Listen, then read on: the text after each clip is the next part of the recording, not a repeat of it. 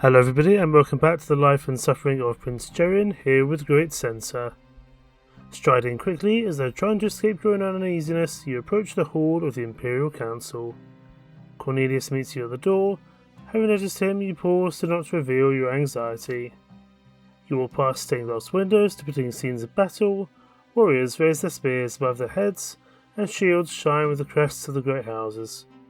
It's almost as though the heroes in the scenes are looking at you. You are the great Censor, and today you attend your first council meeting. Today's meeting is especially important. You need to present yourself as a full-fledged member of the council, and help me get rid of the remnants of the former great chancellor's destructive legacy.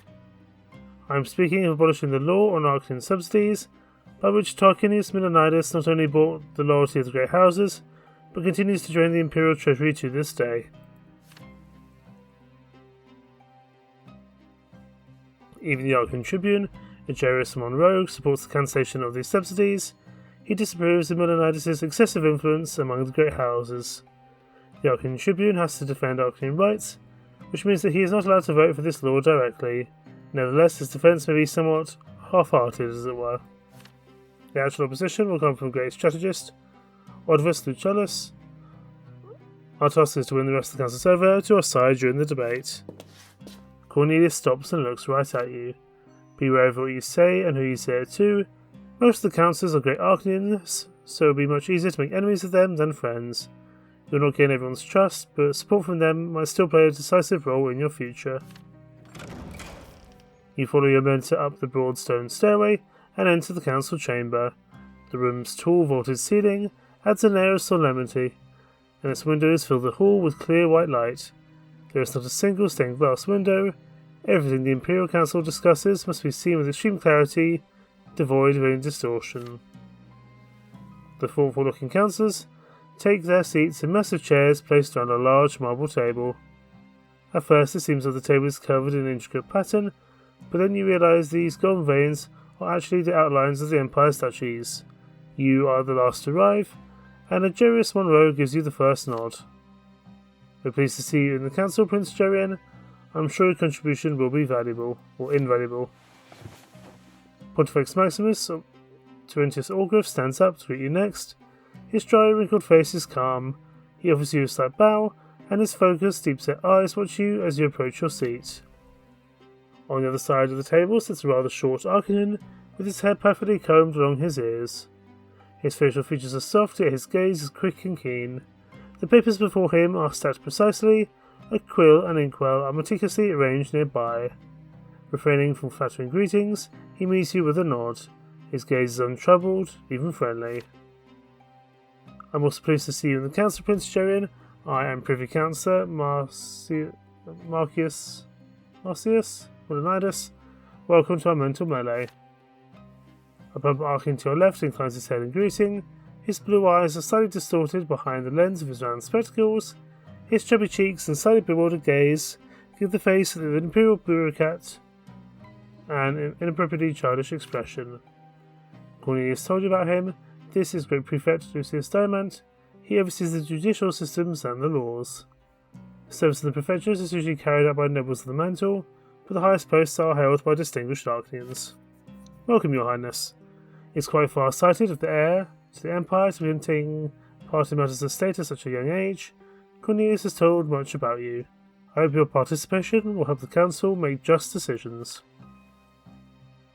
Next to the Diamant is Ovidius Lucullus, the Chief of the Imperial Legions.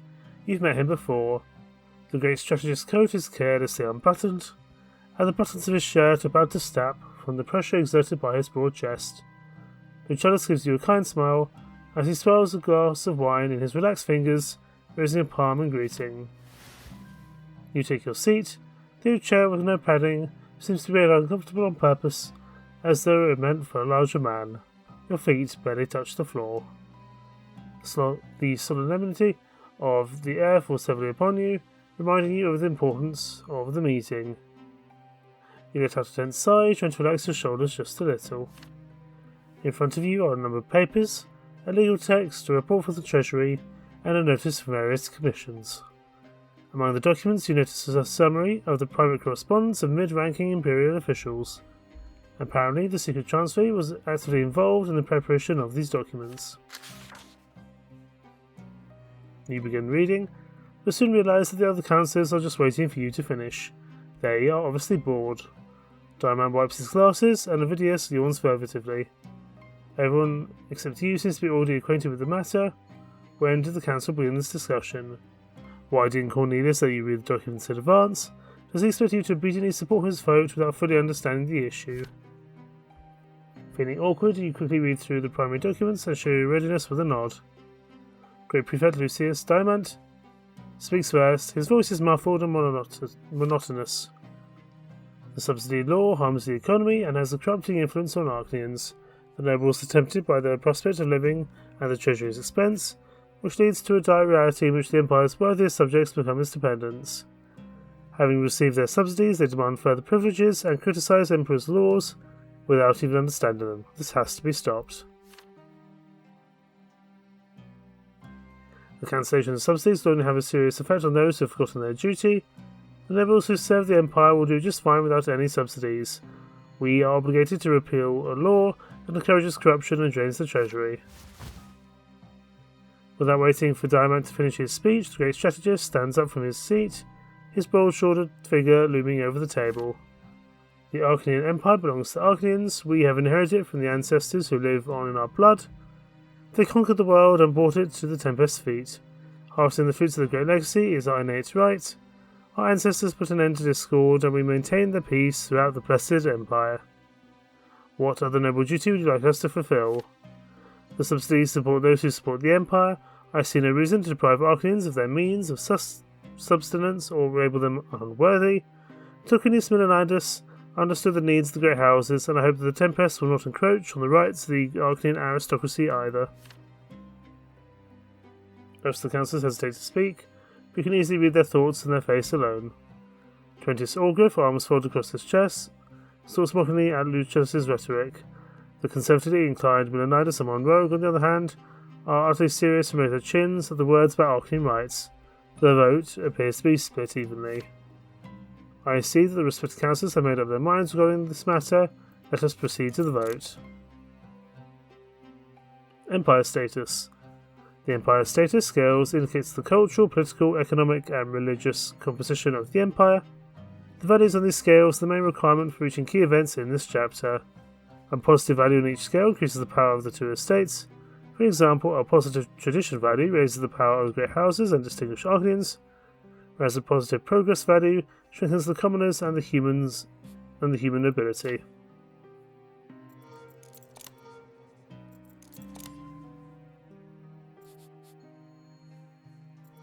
Okay, I'm not able to do cancelling the subsidies or implement a tax. You can keep the subsidies. Increase the subsidies. Or prove the harm of the subsidies. I guess we will increase the subsidies. I don't see what else we can really do. We don't have many other options. The councillors announce their votes, starting with the Great Chancellor. You're right, the vote is indeed split. Diamant, Orgriff, and your uncle Cornelius vote to cancel the Arknian subsidies. Monroe, Lucullus, and Milanidus support keeping them. Your vote will be decisive. Despite your solidarity with Cornelius, you cannot deny the obvious. The world belongs to the Arknians, not the humans. Lose their loyalty, and the very foundation of the Empire will crumble. Lucullus is right, the law must stand. All eyes on you. With a meaningful pause, you assume the role of a man whose words will reshape the way of life in the Empire. The way to responsibility and power makes your knees tremble in fear. You take a deep breath to calm yourself. Finally, you are able to speak. Strike down the law, it is insufficient. In place of the Tarquinius Milanidus law, you propose the Jerian Tempest law. Unconditional subsidies to Arknians are to be increased and dispensed in the name of and from the private coffers of the Emperor's own house. The Tempest will guarantee that tradition is enshrined and the aristocracy's noble way of life is upheld. The councillors look at you in awe. Silence hangs in the air for a full minute. Your proposal is a surprise to everyone in the chamber. Your betrayal leaves Cornelius and Monroe shocked and speechless. I wholeheartedly support the Great Censor's proposal. Indeed, the Arknians are the pillars on which the Empire stands, and the Emperor's house should make every effort to support us. Voting begins. Lucullus could not be more happy to support your proposal. One rogue votes for it with barely concealed irritation. Cornelius and Diamant vote against it. Orgriff and Milonidas remain undecided. The decision is made and the edict is drawn up. You wait your turn to press your seal into the parchment and add your signature to those of the other councillors. It's official, the law is now in effect throughout the Empire. You stand with your shoulders squared proudly. You are a Tempest, the heart of the Empire, and her future sovereign. Forget Tarquinius Milonidas, it is now your prerogative to bestow boons upon your subjects. Let it be chiselled forever in their memory that they owe their prosperity to your generosity, and they must be thankful for it. It occurs to you to arrange public celebrations in honour of this momentous event, and select several families who will receive new subsidies personally from your hands. You cannot hold back a victorious smile. Dispensing the subsidies in your name will restore justice, glorify the house of the Emperor, and venerate your name. You just made your first move as the great Censor, an act of generosity worthy of the universal sovereign. As the men leave the council chamber, Aegerius Lucullus stops to shake your hand. We are most grateful for your support. It's a relief to know that the Emperor is looking after his most loyal subjects. Looking over Lucullus's shoulder, you see Great Chancellor Cornelius leave. He has no parting words for you. Nevertheless, what's done is done. The future Emperor is entitled to an opinion of his own. The others must accept it. Okay, loyalty of the great houses goes up. Tradition goes up. Logic and passion are starting to equal out again. Cornelius is sympathetic, but not much more. And Aegerius starts to move in the right direction, but I'm hoping we can bring Cornelius back one way or another.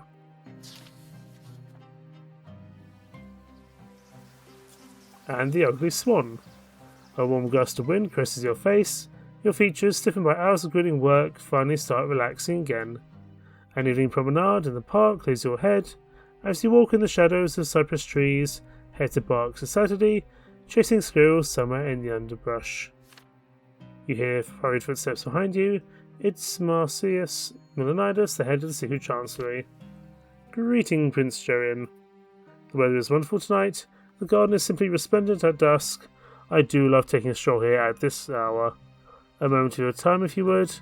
It's a trifling matter, really, but I would be remiss not to inform you of it. There was a small fire in your younger brother's bedroom. A lamp must have fallen over. While the bedroom is being repaired, the Secret Chancellery has moved your dear sibling to your own childhood residence. I hope you find this agreeable. Your younger brother? Maintaining a facade of indifference is challenging. You realize you've frozen, and are absentmindedly following your dog with your eyes. You eventually regain your composure, and casually thank the Privy Councillor for his trouble. You inform him that you intend to visit your brother to ensure he's safe and sound after the fire. If there's anything I can do for you, just call on me and I'll be sure to get it done. In my opinion, young Flavius could do with a mentor. If you don't mind me saying so, your dear Uncle Cornelius is less than ideal for the role. One can't deny that he is a gifted man, but his talents lie elsewhere. Your brother requires a specialist with particular skills and a deft touch. Marcius's face is an... Marcius? We'll go with Marcius. His face is an image of transparent, cordial concern. You promise to consider the matter. He leaves with a short bow. You call Hector to your side and pet him to calm the sudden rush of excitement. Burning questions still echo in your head. Why were you never told of this, Flavius? Perhaps he's still human. Perhaps he's yet to enter the blood tide. No one ever talked to you when you were a child. No one even acknowledged you until you became an Arknian. What's all this of a special mentor? You take a deep breath. Unable to stop your train of thought, you hurry to your childhood bedroom, almost breaking into a sprint. It's been too long since you last visited this wing of the palace. The interior unearths half-buried memories of the past. You reach the door to your childhood room and pause. How many times did you listen for footsteps on the other side of that door? You memorized the gait of every servant who passed by you, until Uncle Cornelius came to bring you out into the world. Now there's another boy locked in your room. His entire universe is confined to the same four walls. Now he is the one listening for strange footsteps with bated breath as you once did. Is that the gentle strumming of strings you hear behind that door? You have the servants unlock the door for you. The lock clicks, the hinges squeaking a little. It's exactly as you remember it, down to the last detail, but it looks absurdly small now. The room is just a couple of paces from wall to wall. A blond boy, about 13 years old, sits warily in the chair by the door. He's holding a mandolin. His big shining eyes look up at you, then down at Hector. The boy is completely still. You see awe and curiosity in his eyes. The dog runs in, as if obliging your unspoken wish. Hector puts his head within arm's reach of your brother. Flavius runs his hand along the smooth fur, and the stressful tension evaporates from his posture. Hello. Did my mentor send you? You look a little bit like Cornelius. Oh, pardon my manners, I don't get a lot of other visitors, just Cornelius and the other teachers. You were not ready for this encounter. Hector licks Flavius' hand, and the boy laughs merrily. You introduce yourself and briefly explain who you are. I'm so glad you're here. Can you tell me what's going on outside? What about the sea? I've only got pictures. And the forests? What about them? They're beautiful, aren't they? And when will they let me out of here so I can see them? You say that you understand how lonely he must feel. A vast world waits outside. The time will come and he will see and learn it. It will happen soon. He only needs to grow a little more, but until then you cannot divulge any more. Your brother's eyes gleam with curiosity. You can tell that he can barely contain the myriad of questions he wants to ask you. Can you stay with me for a while? I'll show you my drawings. You turn around and notice a large album open on the desk. The boy gets up from his chair to collect it. He's short and very lean, spindly and angular like any adolescent. As you examine your brother's clothes, you notice a wide glistening band on his neck. None of this is real, of course. You must excuse me if these don't look like real horses, mountains, or manor houses. I know complete illustrations and books.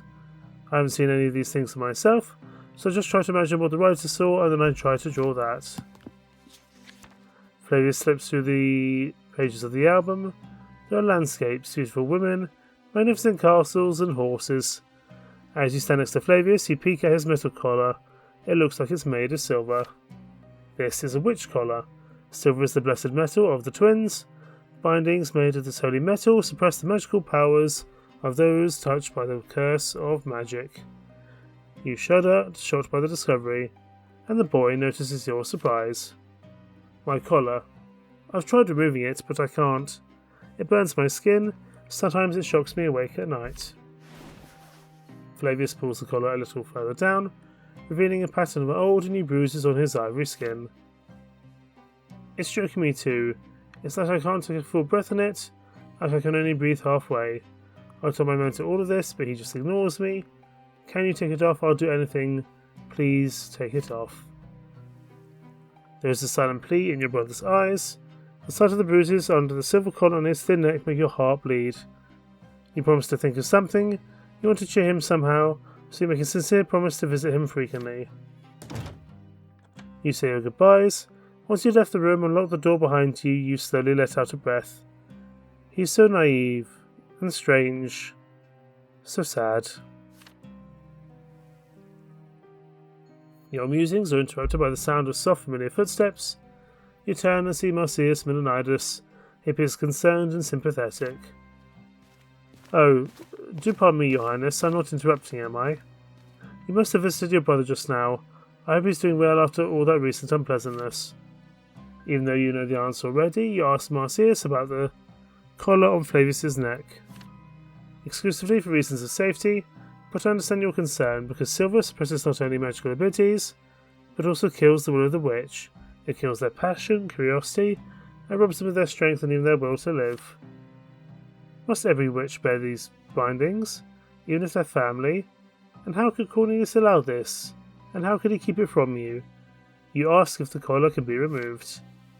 It can, but it's a very risky proposition, Your Highness. The young witch will reconnect with his powers before he knows how to use them.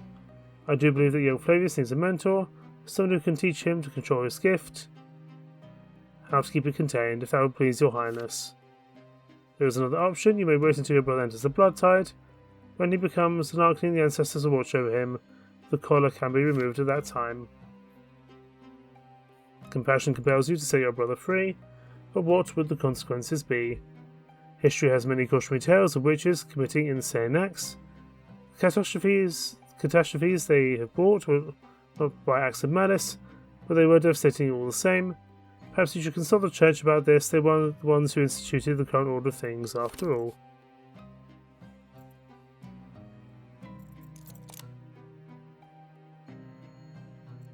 Okay, we cannot find a mentor, unfortunately. Because we don't have enough for this, and we don't have any legacy. Unfortunately, I don't think we can take it off, because I think that will cause problems. We will consult the Pontifex and leave it on for now. Marcius understands your intentions, and the look in your eyes alone. He promptly excuses himself and leaves you. You stand there a while longer, leaning against the wall with your eyes closed. You return to the boys' room. Flavius turns his self eyes to you once more. You tell your brother that the collar is his for his own safety. He'll be much worse off without it. You wrap your arms around his shoulders and explain that wearing this band is a challenge. He must overcome the pain and stay strong. The twins love those who observe their law. If Flavius can do this, if he can tolerate the collar, then the gods will take him to the peak of the pillar, where he will reap the reward of suffering and bask in eternal bliss. You gently stroke Flavius' hair until he calms down. Your brother promises to stay strong and behave. A little later you leave him and your former prison cell. Everything inside tightens at the choice you've made. You seem to have done the right thing. The force of magic will inevitably destroy Flavius if you remove the shackles, but this explanation is not enough for you. You go to Twentius Orgriff, hoping to find support from him. The Pontifex Maximus listens carefully to your story. Upon learning that you kept your brother's collar on, Orgriff nods in approval. This was the right choice, my prince. You saved young Flavius from a fate worse than you could possibly imagine. As long as you keep your brother from the abhorrent temptation of witchcraft, you will save his soul. It would be truly heartless to condemn the boy to the foot of the pillar out of misplaced sympathy. You are saving your own soul as well.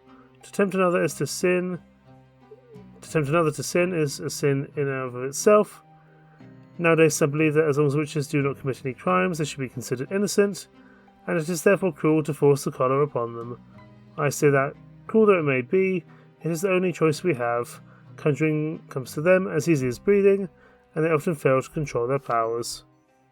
Now imagine for a moment that you could find yourself condemned to the foot of the pillar for an errant sneeze. It would be cruel of us not to protect you from such a mishap. Bindings we force upon these people free them from the burden of witchcraft, and ourselves from the burden of executing them, while also relieving the Empire of many catastrophes they might otherwise bring about. Orgriff's reasoning seems sound and logical. He must have seen the horrors he speaks of firsthand. The choice you have made appears to be the right one after all, but why does it hurt so much? Law has proceeded over love. Scholarship has moved up, as is our relationship with Twentius Orgriff.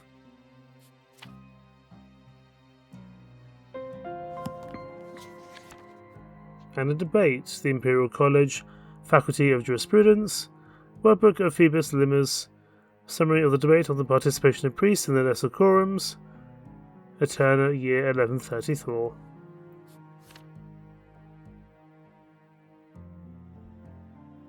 Concordat, he opens with a few words of gratitude for Great Chancellor Cornelius Tempest, whom he thanks for creating the lesser quorums as a place where commoners can meet and vote.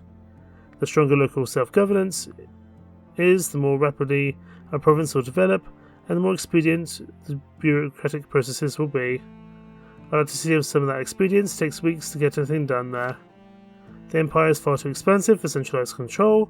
The more local independence there is, the quicker and more efficient decision-making will be.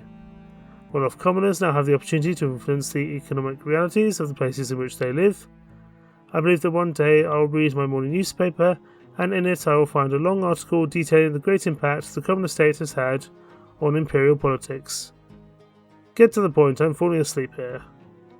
Well-off commoners now have the opportunity to influence... No, we've already said that much.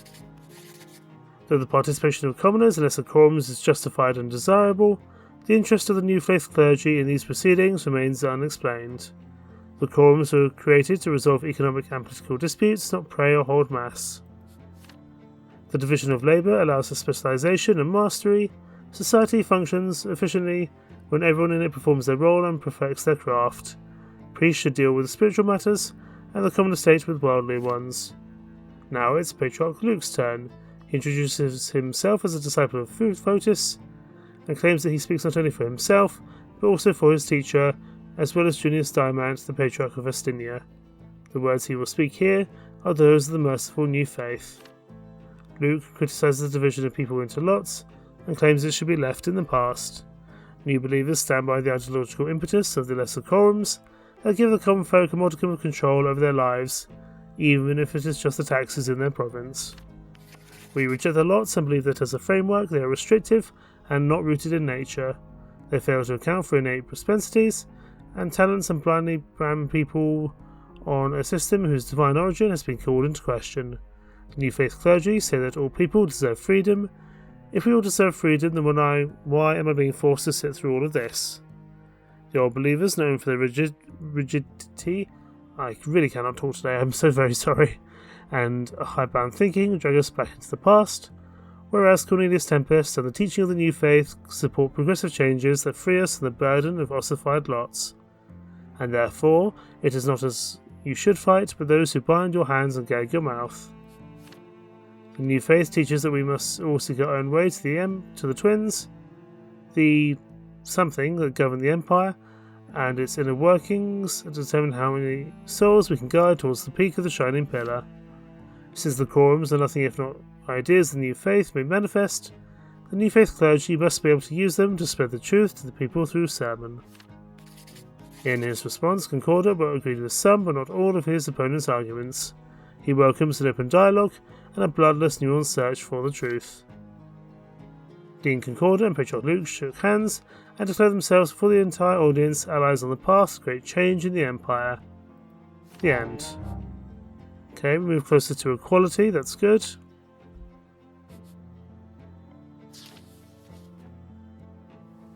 And now on to shared goals.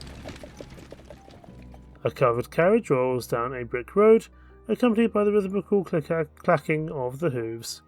You have been invited to a promenade with Aegerius Rogue, the head of his great house. The Arknian Tribune is your side now, carelessly resting his hand on the side of the carriage. He is the picture of dignified solemnity. Really cannot say that word very well. These places of historical significance that are still symbols of Arknian history, they're ever in Eterna, are they not, my prince? A massive white building glides past, its facade adorned with broad marble stairs. You find it strikingly elegant and grandiose, its pearlescent columns topped with golden curls, its balustrades adorned with fascinatingly detailed frescoes. The figures of ancient rulers looking down on the city from the bas-relief at the top almost seem to be alive. The Archduke follows your fascinated gaze. The old Arknian Senate building, the Senate last convened almost a full millennium ago. The first council of the Empire, my ancestor, commissioned it. Ever since the War of the Consuls, a keepsake has been passed down in my family for generations. This signet ring is a symbol of that old power. The blood tide washes up a memory. Jerian I stands proudly in the middle of the Senate floor. He casts down his council ring and declares himself emperor. You hear the booming voice of your great ancestor. You sense his power. The carriage pulls you away, and after a brief pause, one rogue addresses you again.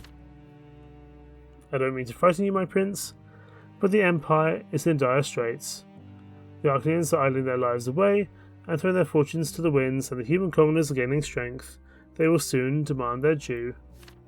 At the same time, the debt to the Millennials must be paid in full no later than 3 years from now, and that is a negligible time under the current circumstances. The treasury is empty. You say that your mentor is greatly disturbed by the debt, but your father does not concern himself with it. When Rogue's lips contort into a grimace, he adjusts the collar of his coat. With his piercing gaze fixed squarely at you, he continues. Hard times require precise, deliberate actions. The Emperor's burden can be quite overwhelming. Some issues may escape your father's attention. Power is a great responsibility to shoulder. Even a Tempest cannot hope to see everything that is going on in the world. An emperor must have trusted and advisors at his side, wise laws on his books, and loyal subjects in his realm.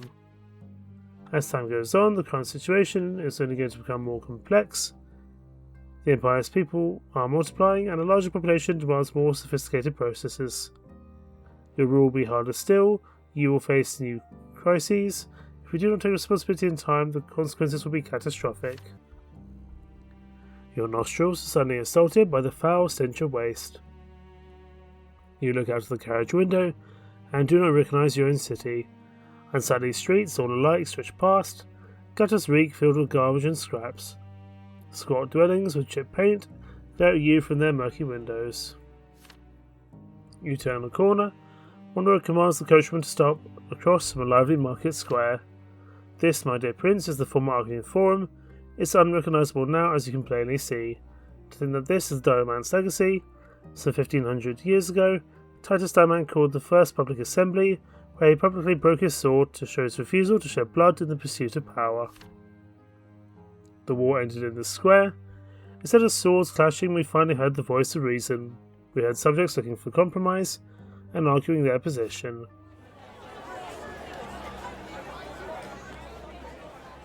You look around surprised. Merchants shout behind their stalls. Humans dart across the square, occasionally bumping into each other and bursting into profanity. A man with great bushy moustache drinks ale from a wooden mug. The place smells of rotting fish and overripe fruit. The unusual noise and hubbub of the square makes your head spin. Do not look away.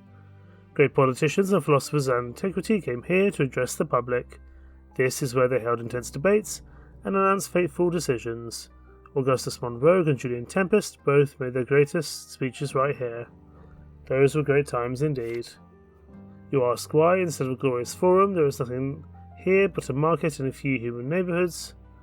Monroe sighs and twists his glove in his hands. Your uncle thought it appropriate to give this land to the humans as a gift.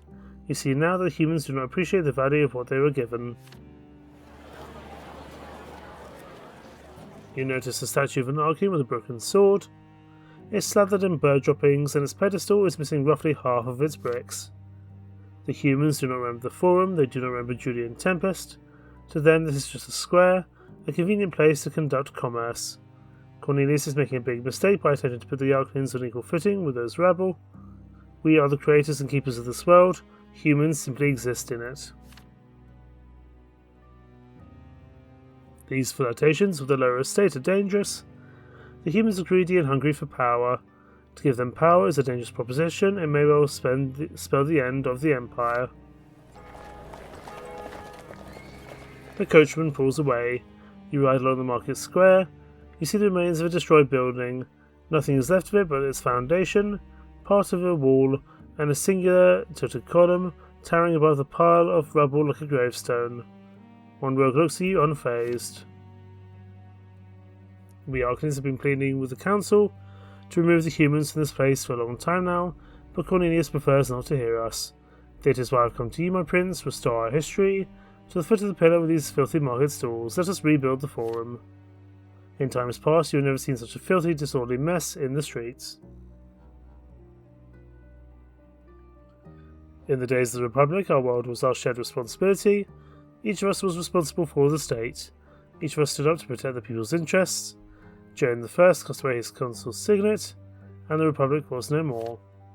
But my family, as time for respect to the glorious past, has preserved the signet ring of a different consul, Castus Monroe. I carry it with me always. It is an important relic, a symbol of power that comes from subjects, not from the gods. Monroe pulls the simple signet ring from his finger. There is a straight line pressed into it. He hands it to you. These are difficult times. We cannot allow the humans to lord over the Empire, or it will suffer the same fate as the Arknian Forum.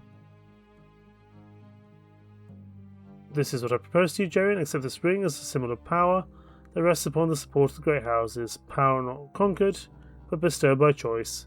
Wear it as a sign of our friendship, and in recognition of our shared goals. You take the ring and wear it in your hand, or wear it in your hand even.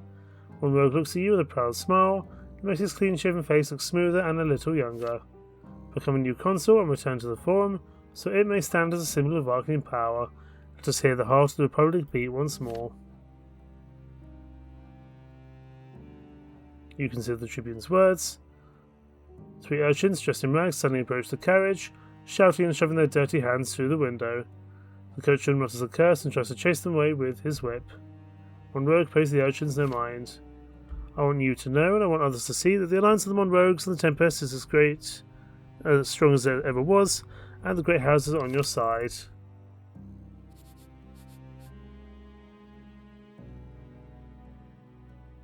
I'm definitely not going to demolish the forum. Accept Monrogue's offer. How are we doing with the commoners? Not particularly well. Great houses, we have some loyalty with them. Our quality is still not great.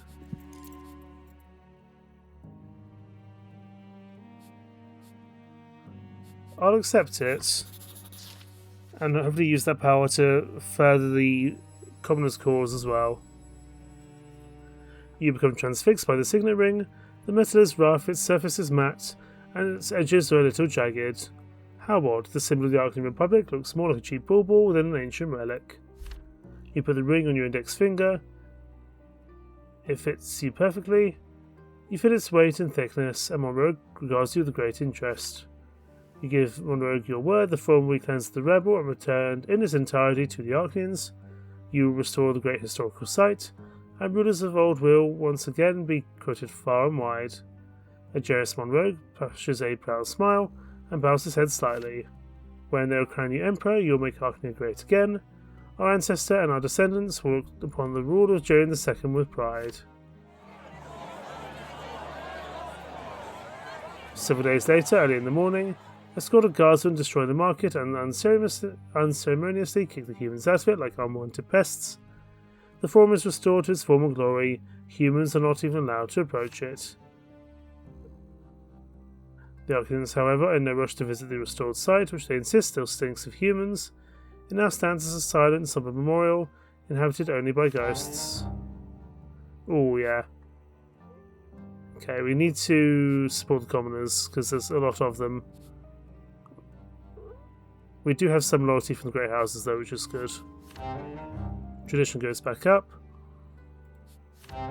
Aegerius Monrogue likes us a bit more and considers us an ally, which I think is important for him to be a friend to us, I would say.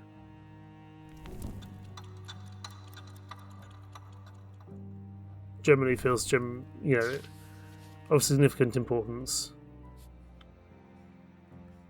Okay, key events represent major accomplishments in Jerian's life. They are meant to be his primary objectives.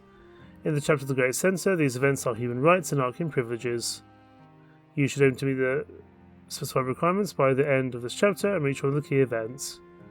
Failing these events will not end the game, but it will make the rest of the story more challenging and dramatic.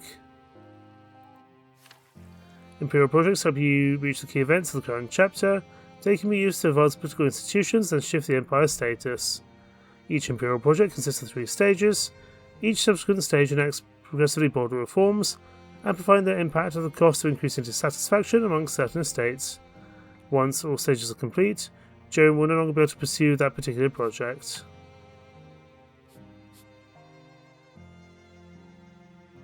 I would like to help out the humans.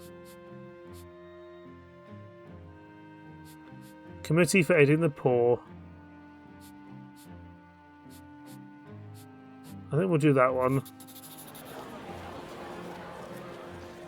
Let's try Shuru on the commoner's side. Inequality among your subjects undermines their faith in the justice of the Empire and leads to frequent conflicts.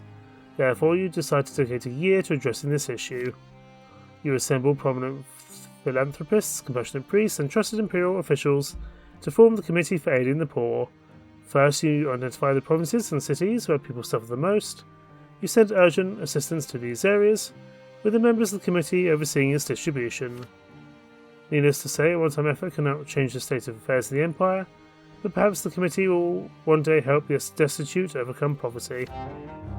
So New Faith Clergy continue to like us. Equality starts to grow a little bit.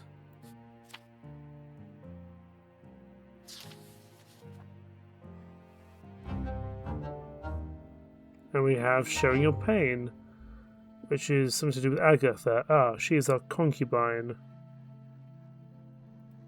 Interesting. We will look at that next time. Thank you so much for watching. Take care. Bye-bye.